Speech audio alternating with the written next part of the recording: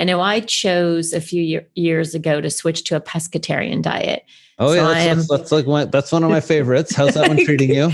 It's been phenomenal. I think it's been a few years now. I'm very and let's share, everybody listening, pescatarian, at least as I understand it, Marjorie, you tell me if this is what you're doing. Usually that's a variation of vegetarian diet, so very plant forward or plant focused.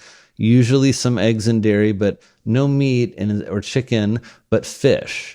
Correct. And Marjorie, you're gonna hear the nutritional psychiatrist in me. Good, go. And I hope I'm about some bivalves, which is some of the actually one piece of research that I just want to share a little bit. We did with a colleague in Toronto, Laura LaChance. We looked at creating a nutritional profiling system.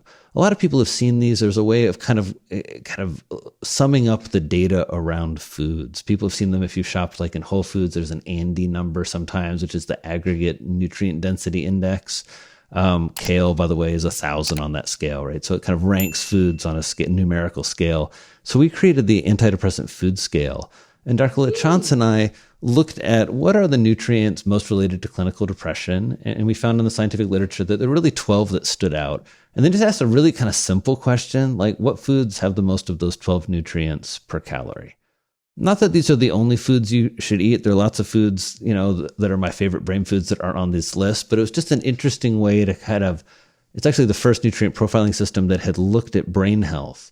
And to think about what are the foods that are on there. And so bivalves, mussels, clams, and oysters are actually 3 of the top 5 animal foods on the list. It's just why I mentioned those. And also they're just a really, they're one of those foods that you don't think you're going to go to the doctor and get like a recommendation for like clams or mussels or, wild salmon or anchovies. But if we think about what you get with those foods, you get incredible brain nutrients, omega-3 fats, the one we talked about a little earlier, highly correlated with mental health.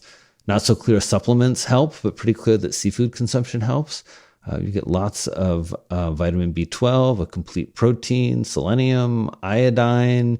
It's just, phenomenally healthy food. Vitamin D, really one of the only food sources of vitamin D is in fatty fish and seafood. So I love it. It's so great. I know you'll be disappointed in me. Last night I did have mussels, but I had mussels frites. And why would I not? This is a good question. This is the other thing that nutritional psychiatry is important. Is to liberate the French fry, and more specifically to liberate the potato. And the reason that is, if a lot of people think I'm judging them, and as I said earlier, I'm a Columbia psychiatrist. We're really not in the judgment business.